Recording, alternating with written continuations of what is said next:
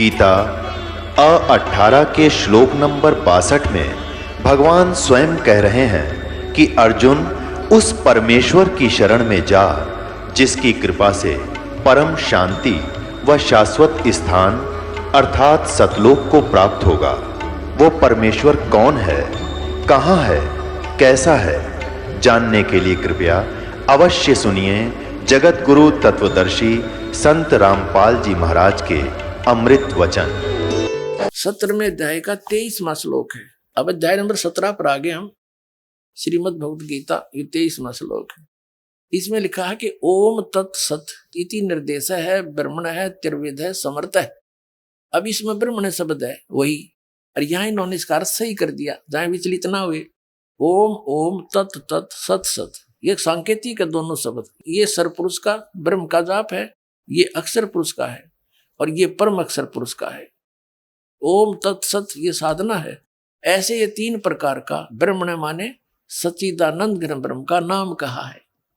ब्रह्मण माने सच्चिदानंद घन ब्रह्म हो गया। तो हम यहाँ आ जाए, यहाँ न शर्म आ गई।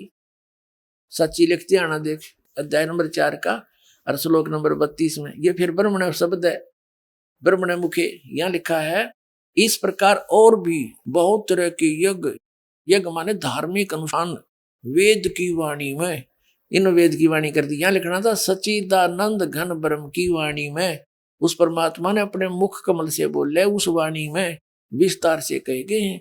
उन सब को तू कर्म जान विधि, यह है शारीरिक क्रियाओं के द्वारा होते हैं। इसमें क्या बताया है कि उस तत्व ज्ञान के अंदर सच्चिदानंद घन ब्रह्म की वाणी में ऐसी साधना है जो हठ योग वगैरह बकवाद नहीं है, वो ये सारा साधना है। नाम उठत नाम बैठत नाम सोत जागवे, नाम खाते नाम पीते नाम सेती लागवे। यजुर्वेद अध्याय नंबर 40 के मंत्र नंबर 15 में कहा कि ओम करतु समर किलवे समर करतुम समर, क्योंकि वेदों में भक्ति की विधि परम सतर की है और ज्ञान पूर्ण परमात्मा का भी है। उसके विषय में ऑप्शन छोड़ दिया है वेद और गीता में कि तत्वदर्शी संत बताओगा कंप्लीट कोर्स, उससे पूछो। तो ये दास है भाई, वो समझ में आ जाता बच्चों, ये दास है वो तत्वदर्शी संत।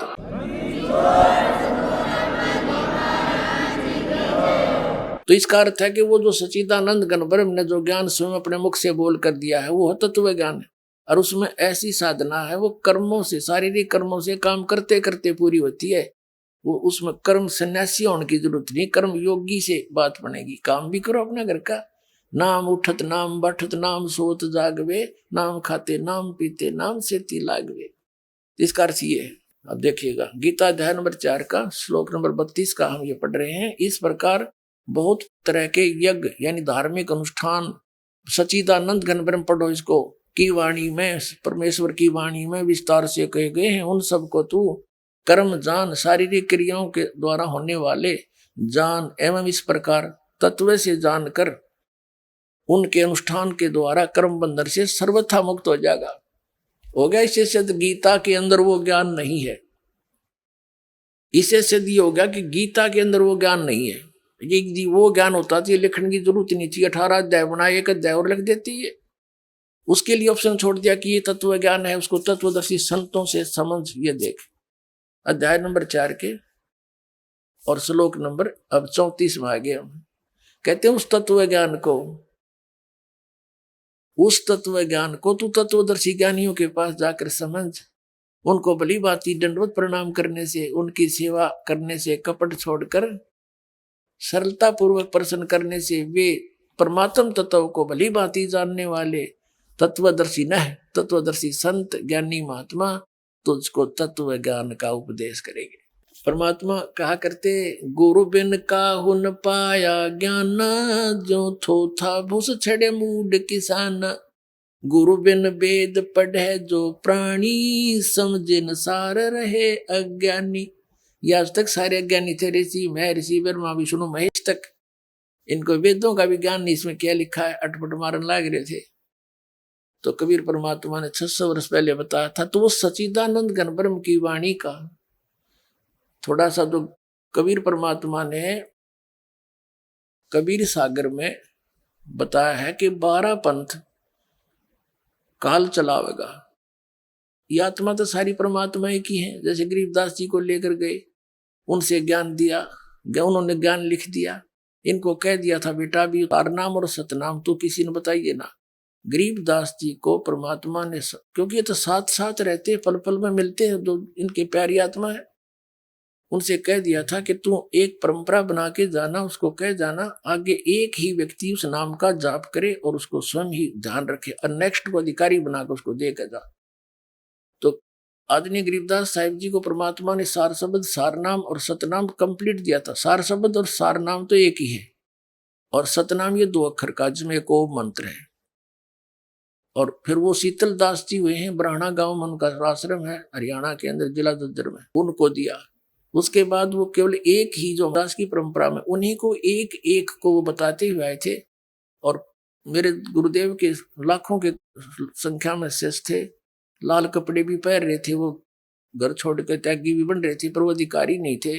उसने इस दास को बताया कि बस ये खजाना है, तू बरती भी इसको खूब। और ये परंपरा आई शुरू से ही, हम एक से अधिक को नहीं बता सकते, तेरे को आदेश मिलेगा और तू इसको खूब। तो परमात्मा दास को मिले कबीर परमेश्वर, और उसको कहा कि अब कर दे, इसका डिस्क्लोज कर दे। तो वो ज्ञान परमात्मा का दिया हुआ आज दास डिस्क्लोज कर रहा है।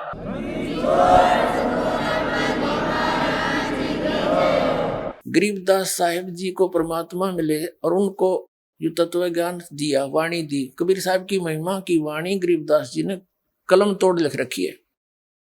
तो कबीर सागर में लिखा है कि काल 12 नकली पंथ चलाओगा, इसने कहा था।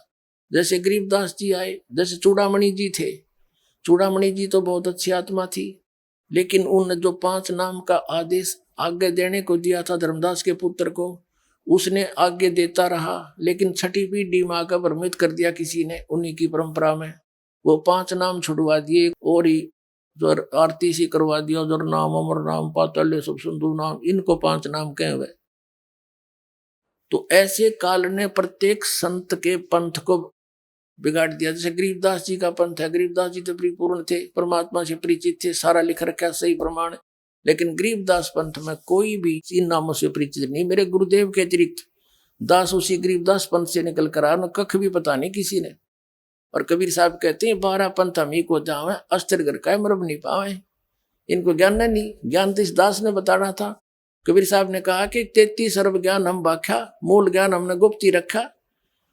तो वो जो कहा ना कि 12वें पंथ में, गरीबदास के पंथ में मेरी महिमा की वाणी पुनः प्रकट होएगी, तो वो वाणी इबदास आपको बतावेगा। वो सच्चिदानंद घन ब्रह्म की वाणी। गरीबदास जी ने तो ऐसा काम किया जैसे एक मोबाइल से दूसरे मोबाइल में पूरी सत्संग का सत्संग 30-30 घंटे का फीड हो जाता है, ऐसे फैक्स हो जाता है, डाउनलोड हो जाता है बगैर वायर के।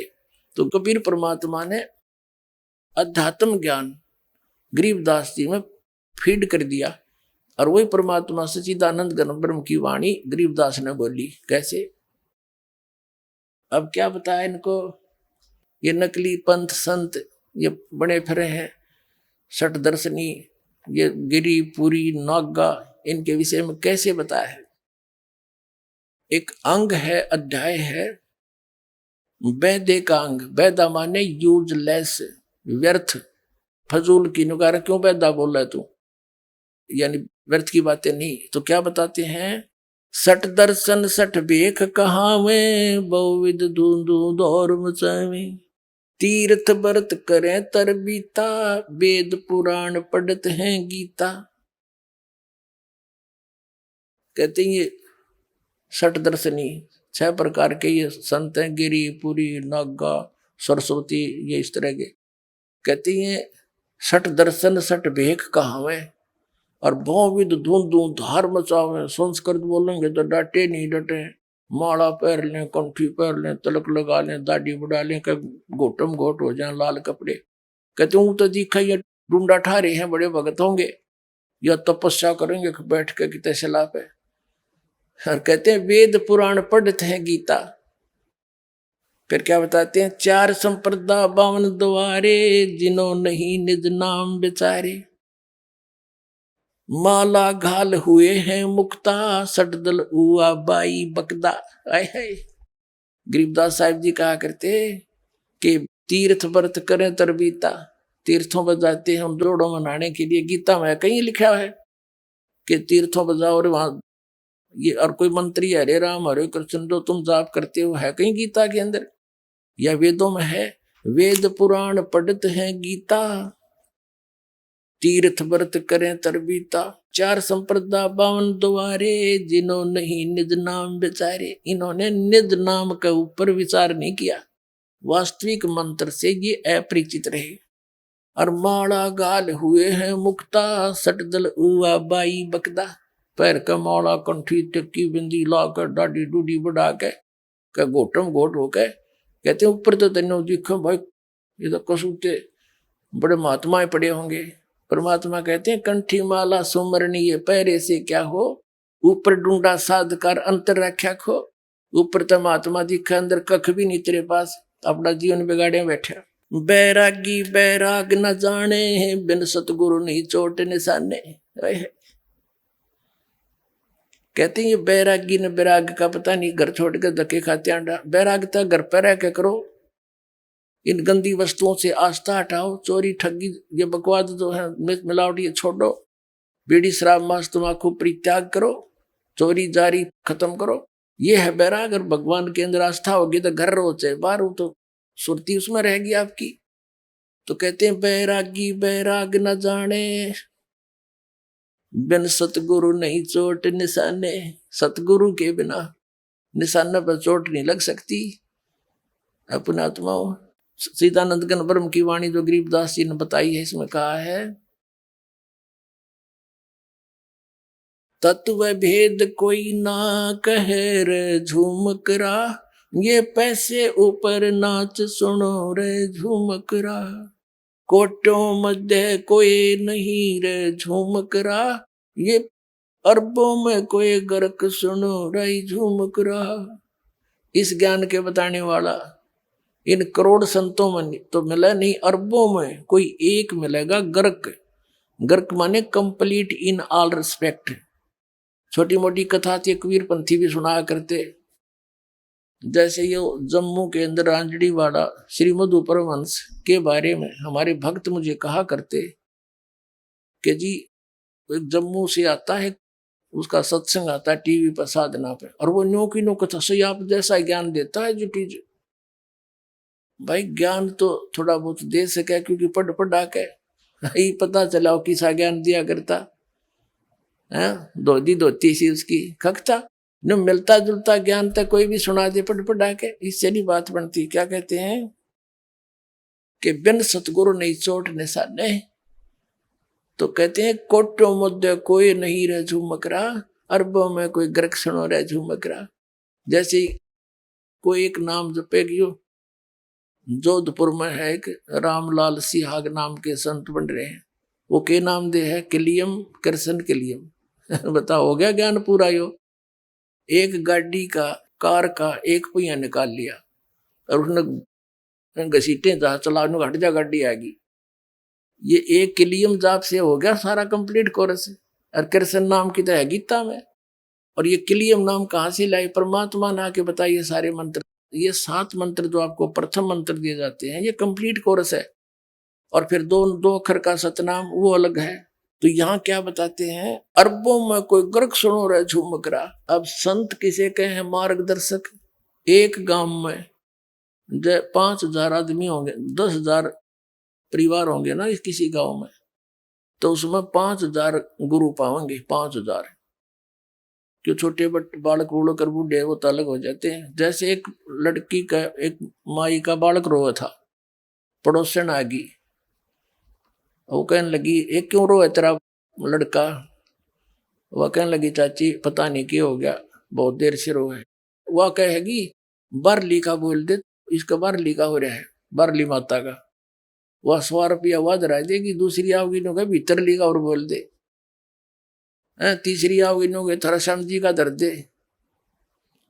तो एक बालक पर 20 गुरु हो जाएंगे एक पॉइंट पे। तो परमात्मा कहते हैं इसे इसे फिर ये राम कृष्ण की गुणगानी है, हनुमान और श्याम जी की पूजा बतानी है, झाड़ियाँ लानी है। और ये आप देख रहे हो आज संता की जो कर वर्षा के दिना में मिंडक और ये कीड़े मकोड़े हो जाकर ना इतने संत हो रहे हैं, काल ने इतने भेज दिए, ये गरीब सारा नसीब दे कर दूंगा, मेरे पास वो ज्ञान है।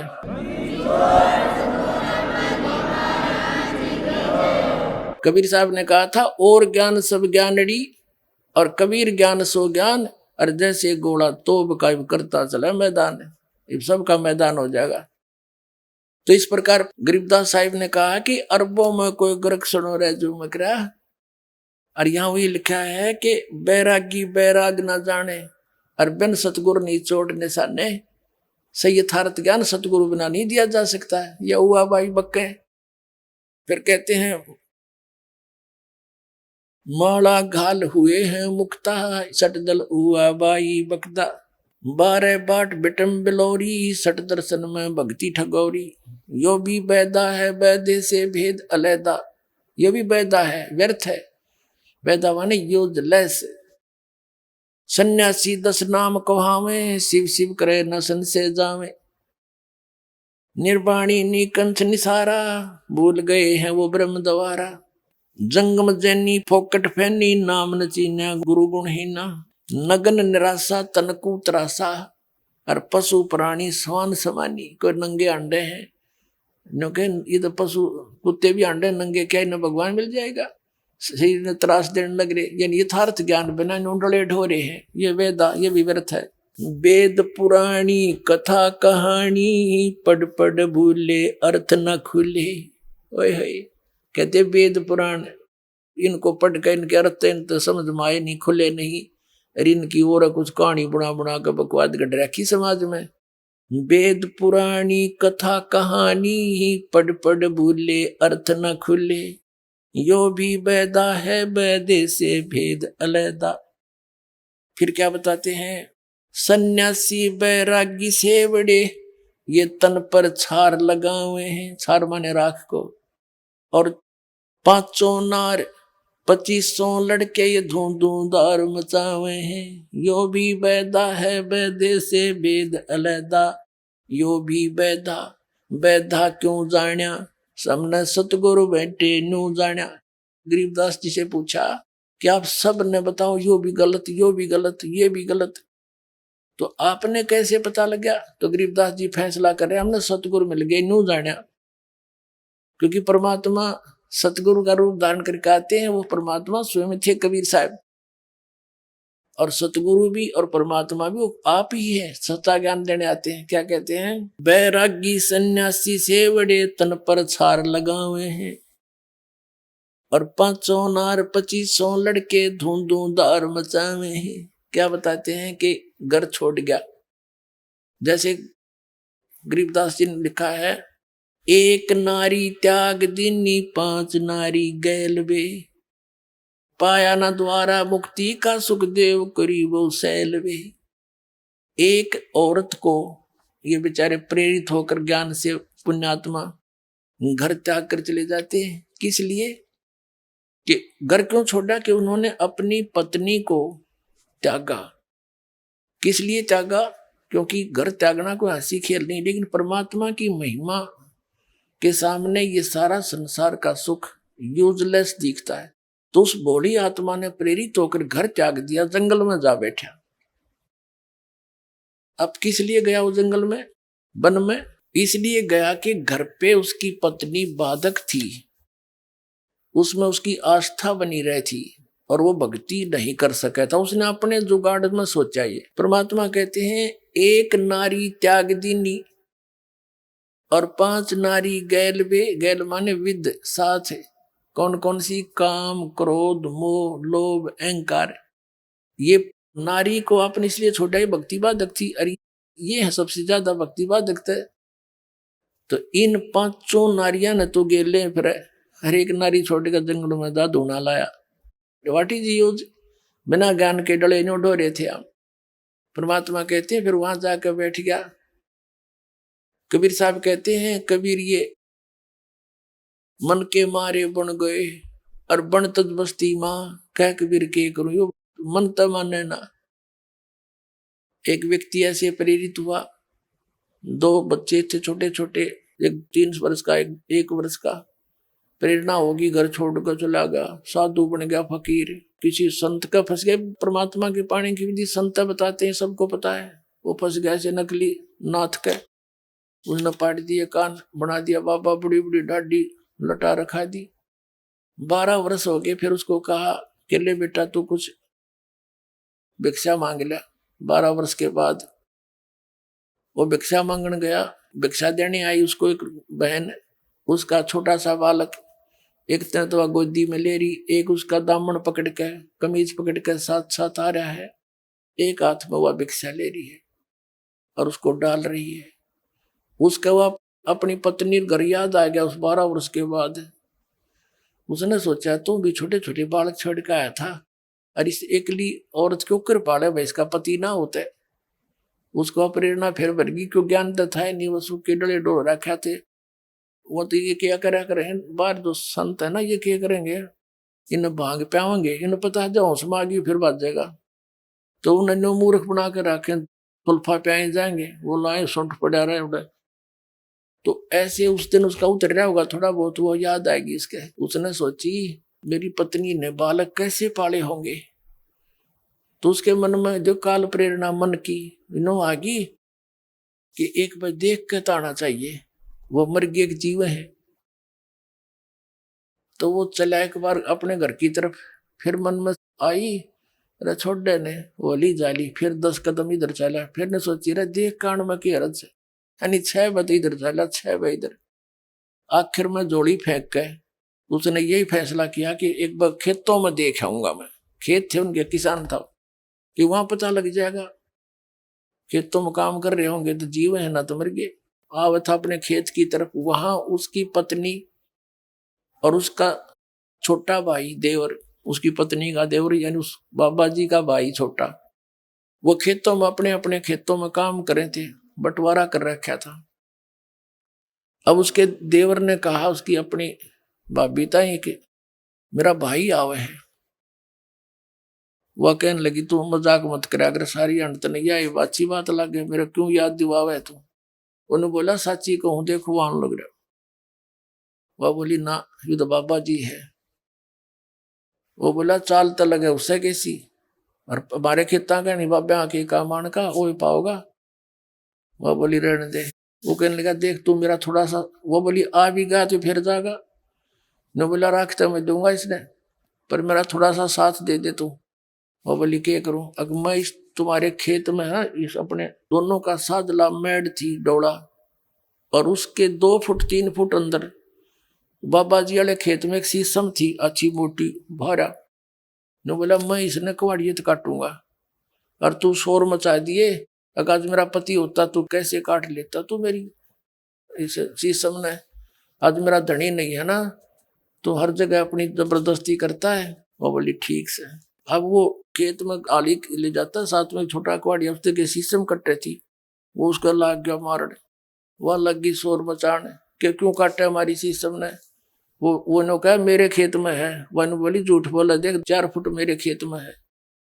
तो फिर उसने जो बतलाई हुई थी बात वह सारी ऊंची ऊंची लाग गई बोलन कि आज मेरा खसम होता तो तू के काट लेता, देख सरे हम हंगा कर रहा। बाबा जी ने सोचा ये मेरा भाई है या पत्नी है, इनका क्या झगड़ा हो रहा हो। एक ज्वार थी, ज्वार खड़ी थी ऊंची ऊंची खेती, उसका वहां का बढ़ गया, सुनते लो जानते के बोलेंगे। उड़ा सुनी उन्हें सारी कहानी, ताकि यूं तो भाई मारी शीशम न काट रहे है। वह कह रही थी कि देखो आज मेरा पति होता तू के काट लेता, देख सरेआम नो के मेरे खेत में। तो उसने सोची तो भाई बात बिगाड़ दी इसने, मारी शीशम काटे मारे खेत के में, और अपनी बतावे। एकदम बाहर आकर बोला रहे एकली नहीं है मैं भी आ लिया हूँ। अब उसका भाई उनके तो बात आपस में बतलाई हुई थी, वो बोला रहा तू कौन भाई बीच में ना बोला कर किसी का ना पिटेगा तू जा दे। ने बोला मैं शीशम वाला हूँ। बाबा जी बोला, ने बोला जाता रहे तू शीशम वाला, मेरा भाई सा था तेरे कैसा, दाढ़ी थी ना मुँह उसके बकवादी आदमी भाग दे। वो बोला अच्छा डट जा। उड़ा खेतों में कोई नाई आ रहा था किसी के बाल काटने, उसके पास गया, ने बोला रे मेरी दाढ़ी मुझ काट फटाफट और बाल काटे। बोला के बात, बोला फलाना और मेरा भाई मन पछाणता कोई ना और हमारी शीशम काटने लग रहे। नाई ने कर दिया काम, जब मशीन फेर दी।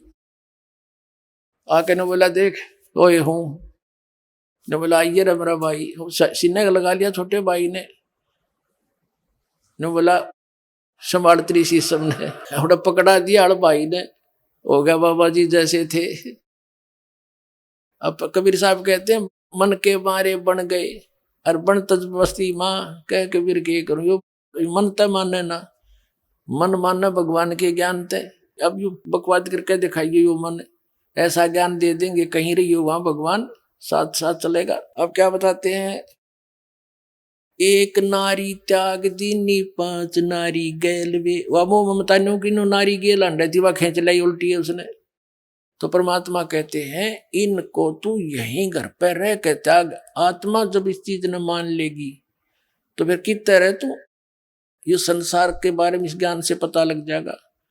हम कुछ दिन के मेहमान हैं, परिवार हमारा एक संस्कार से जुड़ा हुआ है, परमात्मा के बच्चे हैं। इनको हमने उस परमात्मा से दिए हुए जो मालिक देता है धन, उसके आधार से इनकी परवरिश भी ना करते हैं तो भी हम दोषी हैं। क्योंकि जैसे एक नौकर होता है और उस नौकर को मालिक पूरा जेब खर्च देता उसके बच्चों के कपड़े लाने का, खाना खिलाने का, और उसमें से जब वो गलती करता है, उनकी नहीं सेवा करता है, तो फिर वो नौकरी से बर्खास्त हो जाएगा। उसको खूब पता होता है, तो वो अपने बच्चों से भी अधिक प्यार देता है मालिक के बच्चों को, और उसके द्वारा दिए हुए धन को उन्हीं पर व्यय करता है। तो इसी प्रकार ये सभी उस परमात्मा के संस्कारी हंस हैं। आपका कर्तव्य बनता है इनकी पालन पोषण उस मालिक के दिए हुए उसको धन से, लेकिन इनको अपने मानना यह आपकी मूर्खता है या अज्ञानता, ये इस ज्ञान की चांदने से हट जाएगी। जैसे वो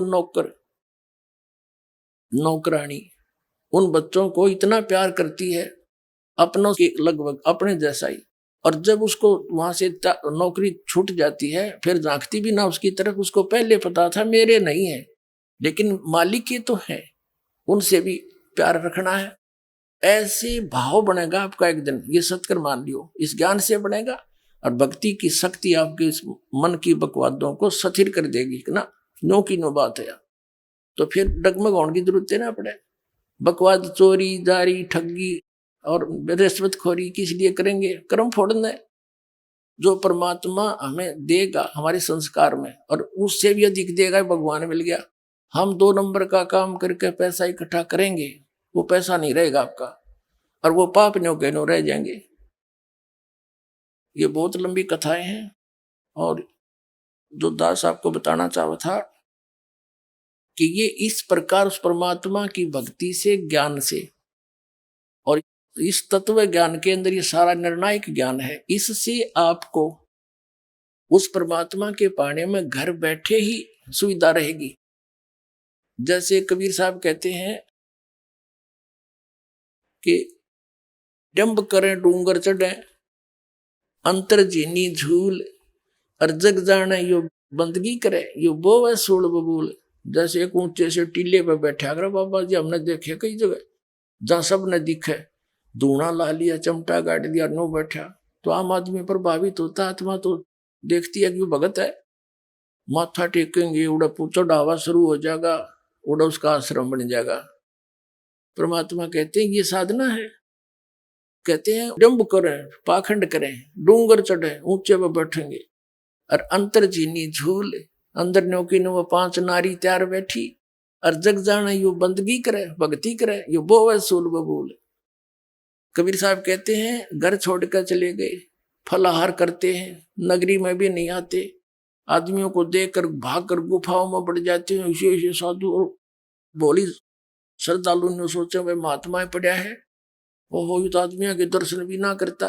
कबीर साहब कहते हैं केले की कोपीन है, तन पर कपड़ा भी नहीं, केले का पत्ता बांध रखा पर्दे पे, केले की कोपीन है, फूल फान फल खाई, और नर का मुख नहीं देखते, दो बस्ती निकट नहीं जाई। वो जंगल के रोज है जो मनुष्यों बिद के जाई, निस्तिन फिर उजाड़ में नो भगवान पावे नाही। डेरे डंडे खुश रहो खुश रे लेना मोक्ष। ये धरु प्रहलाद उधर के बता घर में के दोष।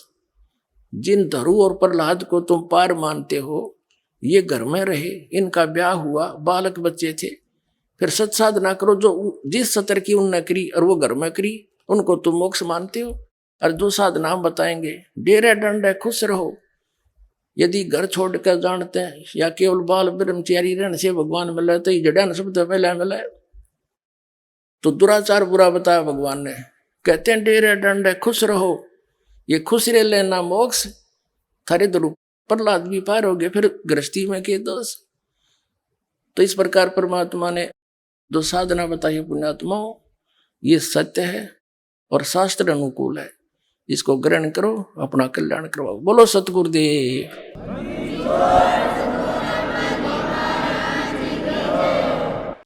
परम पिता परमात्मा पूर्ण ब्रह्म सर्व सृष्टि रचनहार कबीर परमेश्वर जी की असीम कृपा से आप पुण्यात्माओं को ये सत्संग सुनने को प्राप्त हुआ। सौभाग्य है आपका, आपको ऐसे समय में मानव शरीर प्राप्त हुआ जिस समय में परमात्मा ने ये मोक्ष मार्ग, यथार्थ भक्ति मार्ग, सत्य साधना, सत्य ज्ञान अब सार्वजनिक करने का आदेश दे रखा था। पुण्यात्माओं, सत्संग में आने से प्राणी को ज्ञान होता है। ये मानव शरीर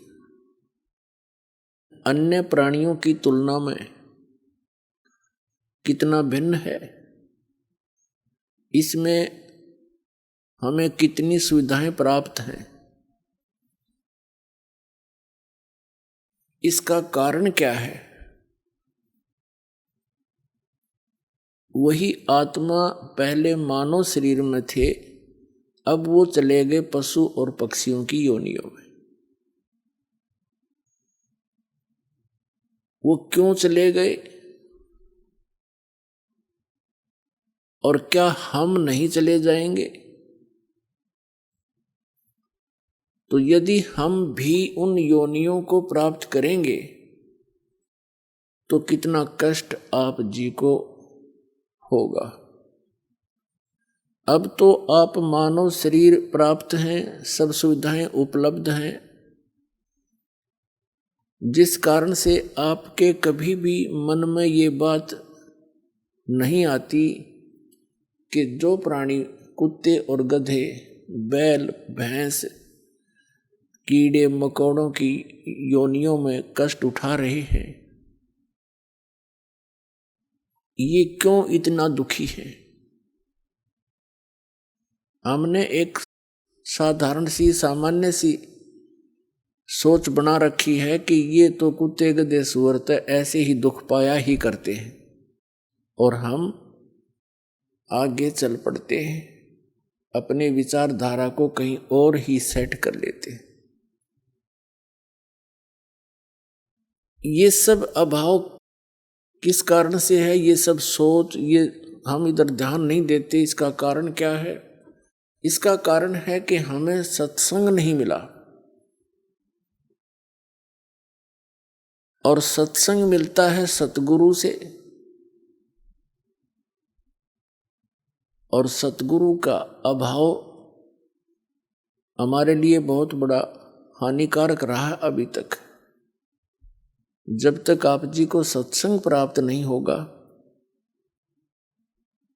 आपकी धारणा एक जन साधारण की तरह उन प्रतिदिन के कार्यों में ही बनी रहेगी, आपकी आस्था उन्हीं में बनी रहेगी।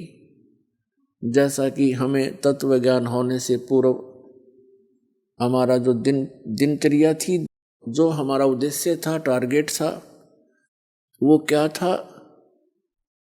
बच्चे थे, शिक्षा ग्रहण करेंगे, अच्छी पोस्ट प्राप्त हो जाएगी, विवाह हुआ, संतान होगी, इनको पाल पोस देंगे, इनका विवाह कर देंगे, बस फिर हम बेशक मर जाएं, हमारा काम पूरा हो गया। इतना ज्ञान था हमें। मानव जीवन का क्या इतना ही कार्य था? ये तो पशु पक्षी भी करते हैं और मनुष्य से ज्यादा प्यार से करते हैं। एक बंदरिया अपने बच्चे को सीने से लगाए फिरती है, उछल कूद मचाती रहती है। एक चिड़िया अपने बच्चे के, एक पक्षी अपने बच्चों को आहार खिलाता है, पहले जंगल से अपने मुख में भर के लाता उनके लिए और अपने मुख से निकाल कर उनको देता है। इतनी ममता उनके अंदर भी है। और यही कर्म अगर मनुष्य का था तो फिर क्या फायदा है मनुष्य जीवन को इतनी सुविधा देने का? इसका मूल उद्देश्य कुछ और है जो आपको सत्संग से पता चलेगा, और हमें भी फिर सत्संग से पता चला। जो भक्त आत्माएं अन्य संतों के पास जाते हैं वो भी सोचते हैं कि हम सत्संग सुन रहे, ये उनकी बहुत बड़ी भूल है, उनके पास सत्संग नहीं है। दास ये कहे कि इस ब्रह्मांड में 21 ब्रह्मांड में इस दास के अतिरिक्त वर्तमान में किसी के पास सत्संग नहीं है, तो ये बात भले ही भगत समाज को खटके एक बार, लेकिन ये सत्य से परिपूर्ण है।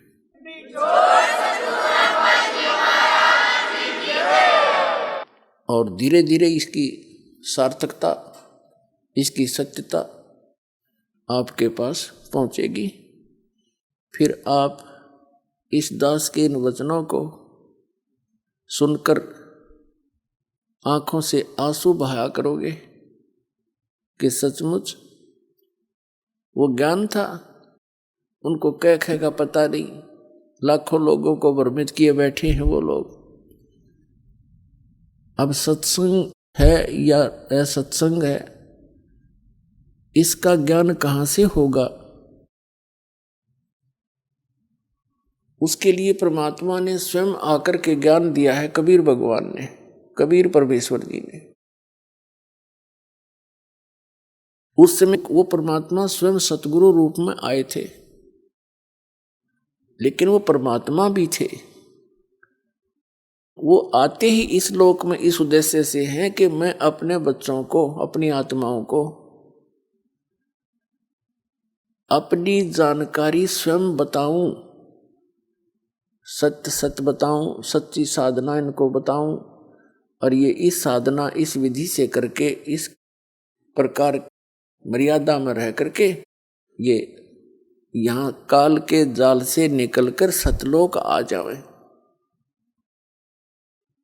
प्रत्येक युग में कबीर परमात्मा आते हैं और यही यथार्थ ज्ञान जो दास आपको सुना रहा है, ये उसी परमेश्वर कबीर जी का दिया हुआ है। और दास ने उन्हीं की कृपा से, कबीर परमेश्वर जी की रजा से, गुरुदेव की दया से इस ज्ञान को यथावत समझा है और वो आपको सुनाया है। यही ज्ञान परमात्मा चारों युगों में आते हैं, हमें सुनाने की चेष्टा करते हैं, लेकिन उस समय हम उस परमेश्वर पर विश्वास नहीं करते, क्योंकि सतयुग त्रेता द्वापर में हम दुखी नहीं होते। मानव दुखी नहीं होता, उसमें विशेष सुविधाएं रहती हैं। सतयुग में तो बहुत ही पुण्यकर्मी प्राणियों का जन्म होता है, वो पूर्व जन्म की भक्ति युक्त होते हैं। वो जो भी साधना गलत सलत जैसी भी करते रहते हैं, वो ये सोचते रहते हैं कि ये साधना हम कर रहे हैं, इनसे ही हमें ये सुविधाएं और सुख प्राप्त है। उसका कारण भी सत्संग का अभाव है। वो भूल जाते हैं कि प्रारब्ध में जो लिखा हुआ है आप जी को, केवल वही प्राप्त हो रहा है। वर्तमान की साधनाओं से आपको आगे मिलेगा जो तुम कर रहे हो। तो इस कारण से वे परमात्मा के उस यथार्थ ज्ञान को स्वीकार नहीं करते क्योंकि वो दुखी नहीं। यही सती थी त्रेता में, यही द्वापर तक रहती है, और कलयुग के प्रथम चरण में भी बहुत ही ठीक सी अच्छी सी आत्माओं का जन्म ही होता है, और यही दशा उनकी रहती है। दूसरा कारण ये होता है कि हम अशिक्षित होने के कारण सद्ग्रंथों से अपरिचित रहते हैं, और जो हमारे धर्मगुरु हुआ करते हैं और पहले थे, वे एक भाषा विशेष से तो परिचित होते थे, लेकिन सद्ग्रंथों की सत्य से, उस यथार्थता से वो अपरिचित होते थे। वो हमें केवल दंत कथा लोक वेद सुनाया करते थे और अपना अज्ञान अनुभव ही हमें सुनाया करते थे, और बोला करते वो संस्कृत, और सभी सद्ग्रंथ संस्कृत में ही लिपिबद्ध थे, भाषा संस्कृत में। तो हमने ये दृढ़ विश्वास था कि हमारे जो धर्म गुरु हैं, ये जो ज्ञान बता रहे हैं, ये विद्वान हैं, संस्कृत भाषा पढ़े हैं, इन्होंने सद्ग्रंथों को ठीक ठीक समझा है। 600 वर्ष पहले कबीर परमात्मा स्वयं आकर बताया कलयुग में प्रथम चरण में कि जो तुम्हारे धर्म गुरु हैं किसी भी धर्म मजहब के, ये अपने सद्ग्रंथों से भी परिचित नहीं है, ये कोरी झूठ बोल रहे हैं। इनका उद्देश्य केवल मनी मेक है, आपको भ्रमित करें। ये केवल पैसे के स्वार्थ के लिए आपको मिसगाइड करते हैं। जो ना करने की क्रियाएं आपसे करवाई जा रही हैं, और जो ज्ञान ये बता रहे हैं वो व्यर्थ है, शास्त्रों के विरुद्ध है। ये तुम्हें तीनों गुणों की पूजा का विधान बताते हैं। जैसे हमारे आचार्य, पवित्र हिंदू धर्म के आचार्य शंकराचार्य, मंडलेश्वर संत महाराज जितने भी थे, उन सबको परमात्मा कहा करते थे कि ये तुम्हें तीनों देवता, रजगुण ब्रह्मा, सतगुण विष्णु, तमगुण शिव जी की जानकारी भी सही नहीं दे रहे हैं। ये इनको, ब्रह्मा को छोड़कर भगवान विष्णु और भगवान शिव को, शंकर को ये अजरो अमर बताते हैं। इनकी मृत्यु नहीं होती। मृत्युंजय, कालज्य, सर्वज्ञ और सर्वेश्वर बताते हैं।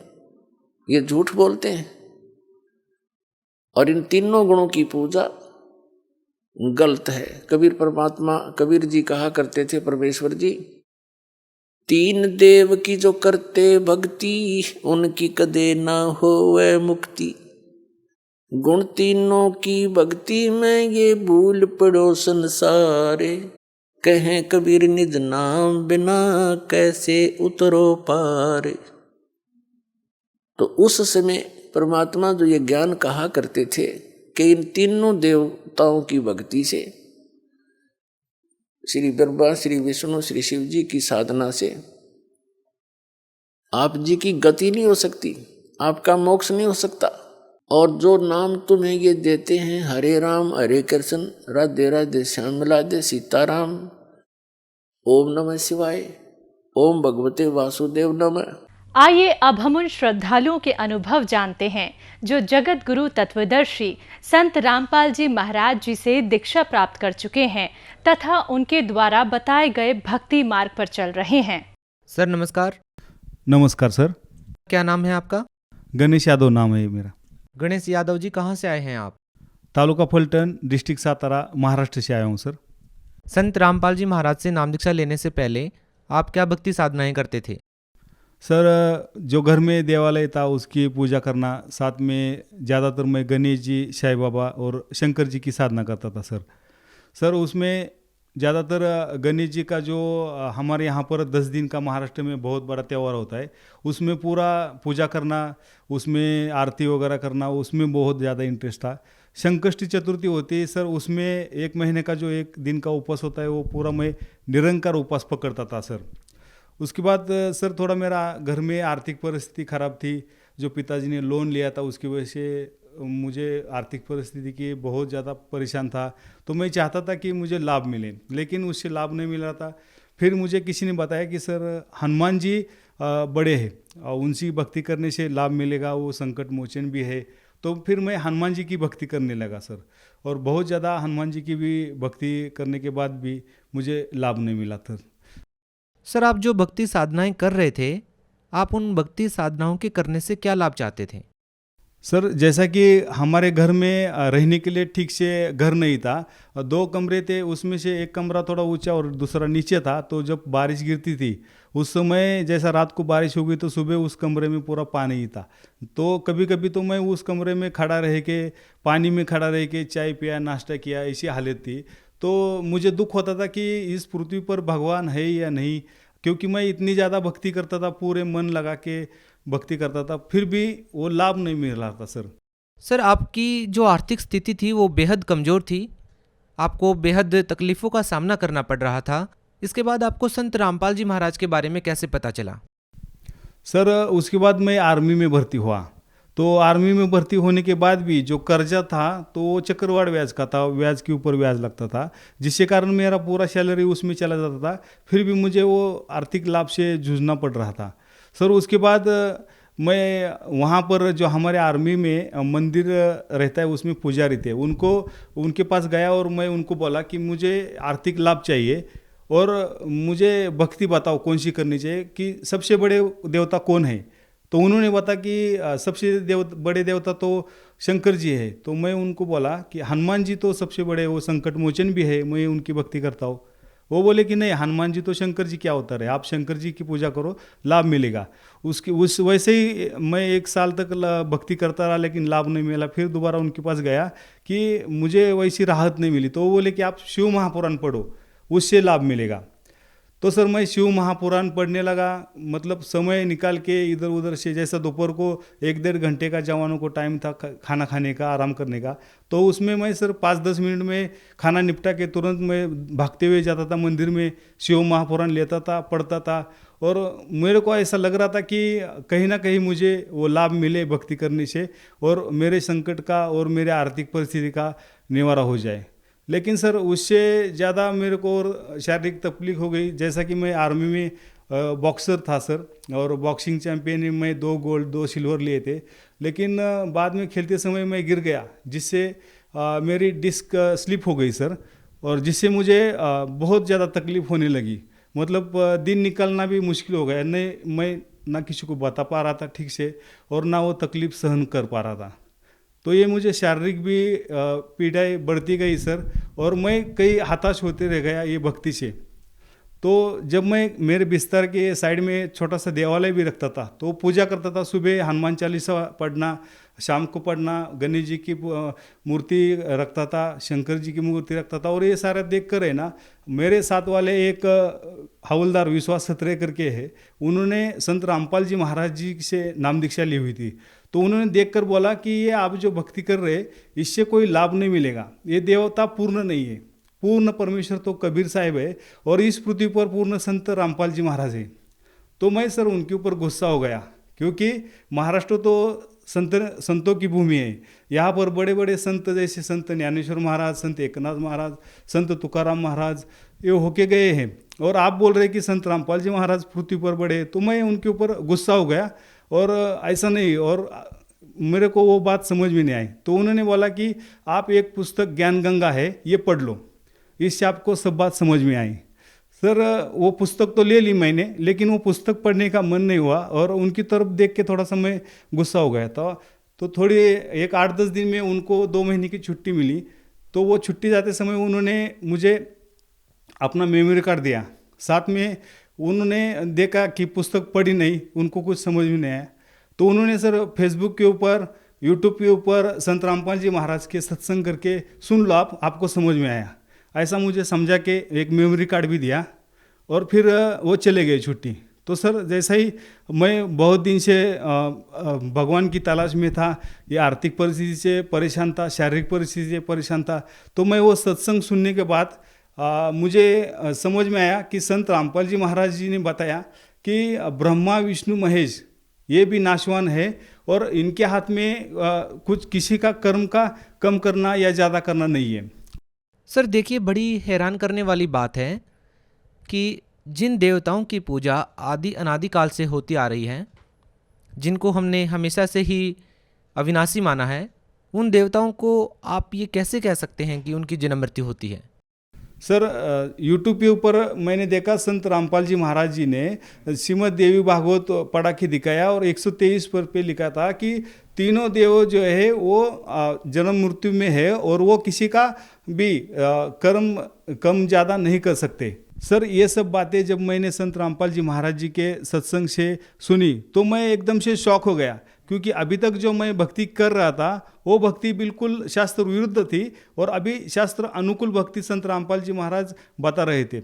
तो इससे सर मैं बिल्कुल ही एकदम आश्चर्यचकित हो गया और मैं ना वो 2 महीना कब ख़त्म हो जाए, वो जो संत रामपाल जी महाराज जी के शिष्य कब वापस आए और फिर मैं अपने सवाल उनसे पूछूं और फिर मेरे को वो लाभ कैसे मिले, इसके लिए मैं उनका इंतज़ार करने लगा। सर जैसा कि मैंने आपको बताया, मुझे डिस्क की प्रॉब्लम थी और मुझे सर 7 साल से बच्चा भी नहीं था, तो मेरे को यूनिट से बताया गया है कि आप डिस्क का ऑपरेशन करने के लिए आर हॉस्पिटल रिपोर्ट करो और उसके लिए ये 20 दिन की छुट्टी मुझे दे दी गई। तो सर मैं जैसे ही घर में गया तो घर में भी मेरी वाइफ ने ज्ञान गंगा पुस्तक मंगाई थी और पढ़ ली थी, तो उसको भी ज्ञान समझ में आ गया था। तो जिससे हम दोनों ने फैसला लिया कि अब हम दोनों मिलके संत रामपाल जी महाराज जी से नाम दीक्षा लेंगे। तो सर जैसा ही हम नाम दीक्षा लेने के लिए आश्रम में पहुँचे, जो भक्तों का वहाँ पर व्यवहार देखा तो एकदम जो सगे रिश्ते वाले होते हैं, भाई होते हैं, उससे भी ज़्यादा वो प्रेम भाव से बात करते थे। और वहाँ पर मुझे खास बात ये लगी थी सर कि वहाँ पर जो भंडारा था, जो खाना था वो फ्री था, रहना वो फ्री था, बाथरूम टॉयलेट वो बहुत ही अच्छे तरह से स्वच्छ और इतने अच्छे लग रहे थे कि बस बोलो ही मत सर, इतनी अच्छी सुविधा मैं अभी तक कहीं भी नहीं देखी थी सर। तो हम रात को 10:30 बजे सतलोक आश्रम बरावाला में पहुंच गए। वहाँ पर जो हमारे को नियम बताए गए, समझाए गए, उसके बाद नाम दीक्षा का फॉर्म भर के हम नाम दीक्षा ले ली। लेकिन तब तक लेट हो चुका था। संत रामपाल जी महाराज सभी शिष्यों को आशीर्वाद दे के अंदर चले जा चुके थे। तो हमने वहाँ पर फिर प्रार्थना लगाई कि हम आर्मी में है और हमें जाना है रात को ही 12 बजे। तो वहाँ पर फिर गुरुजी ने फिर बताया कि मैं आ रहा हूँ दर्शन देने के लिए। तो ये बहुत बड़ी बात है सर, हम तुच्छ जीवों के लिए भी गुरुजी वहाँ पर आशीर्वाद देने के लिए, संत रामपाल जी महाराज आशीर्वाद देने के लिए बाहर आ गए। तो जैसे ही संत रामपाल जी महाराज नज़दीक आ गए तो मैं पूरा मेरा दुख, जो मेरे को 7 साल से प्रॉब्लम, बच्चे का प्रॉब्लम चल रहा था, मेरे को आर्थिक परिस्थिति खराब थी, मेरे को शारीरिक प्रॉब्लम, डिस्क स्लिप हो रही थी, बहुत ज़्यादा दर्द से पीड़ा हो रही थी। मैं ये सब बातें गणेश जी की मूर्ति, शंकर जी की मूर्ति के सामने रो रो के कह रहा था, लेकिन सुनने के लिए उनको कान नहीं थे। लेकिन अब मेरे सामने जीवंत संत रामपाल जी महाराज थे। उनको मैंने पहले ही बताया कि मेरे को 7 साल से प्रॉब्लम है और बहुत देवी देवता सभी, बहुत ज़्यादा डॉक्टरों का भी पूरा इलाज करके देखा, लेकिन संतान प्राप्ति नहीं हो रही। तो सर जैसा ही मैंने संत रामपाल जी महाराज जी को मेरा पूरा दुख बताया तो उन्होंने मेरे सर के ऊपर हाथ रखा और जैसा ही सर के ऊपर हाथ रखा, मेरा 80% जो डिस्क का प्रॉब्लम था, दर्द था, वहाँ पर ही ठीक हो गया। तो वहाँ से मैं रात को ट्रेन पकड़ के रिपोर्ट करने के लिए चला गया।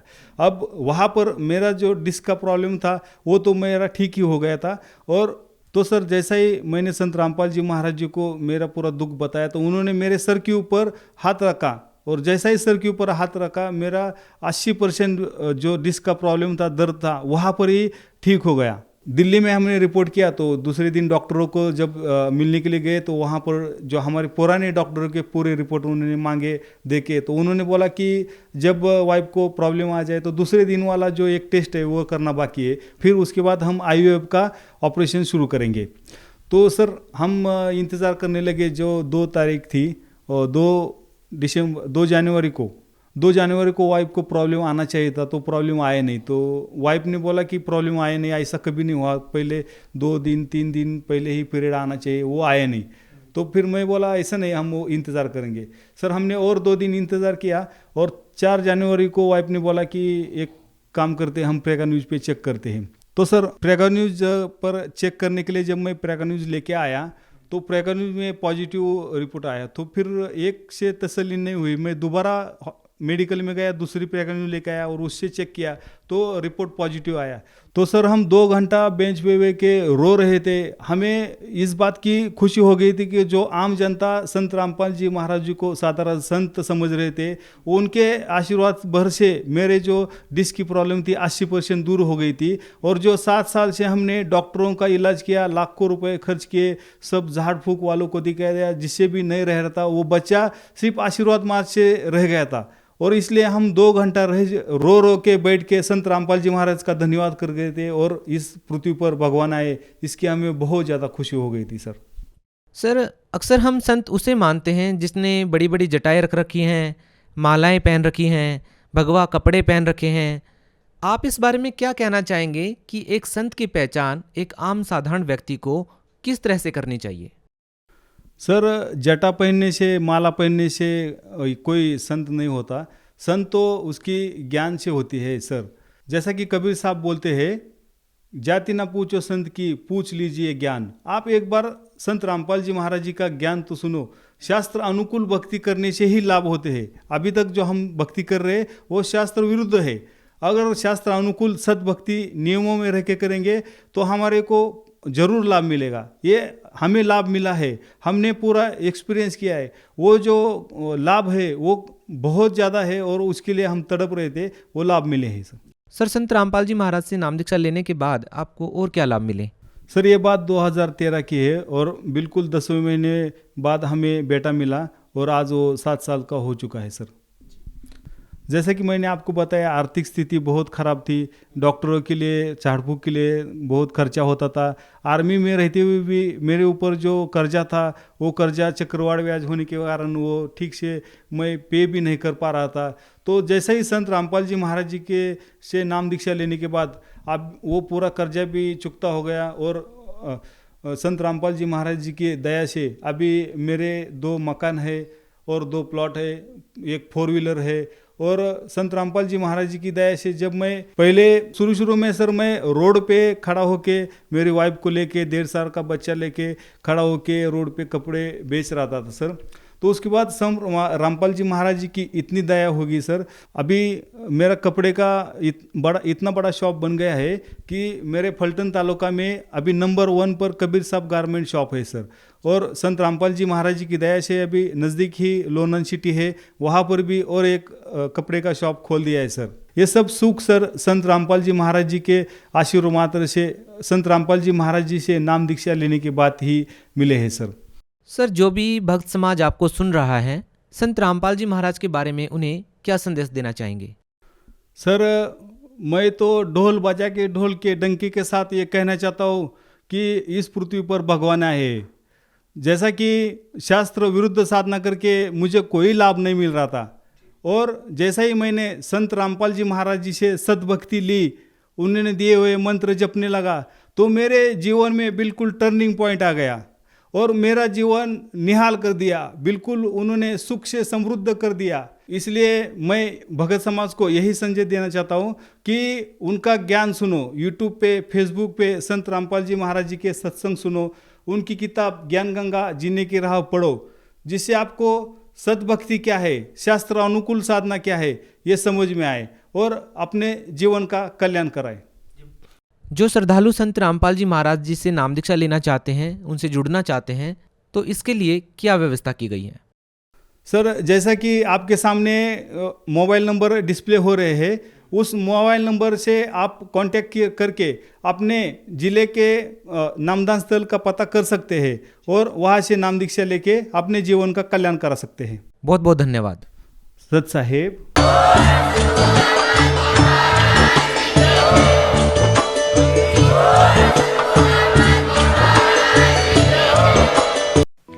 आप सुन रहे थे जगत गुरु तत्वदर्शी संत रामपाल जी महाराज के मंगल प्रवचन। अधिक जानकारी के लिए संपर्क करें।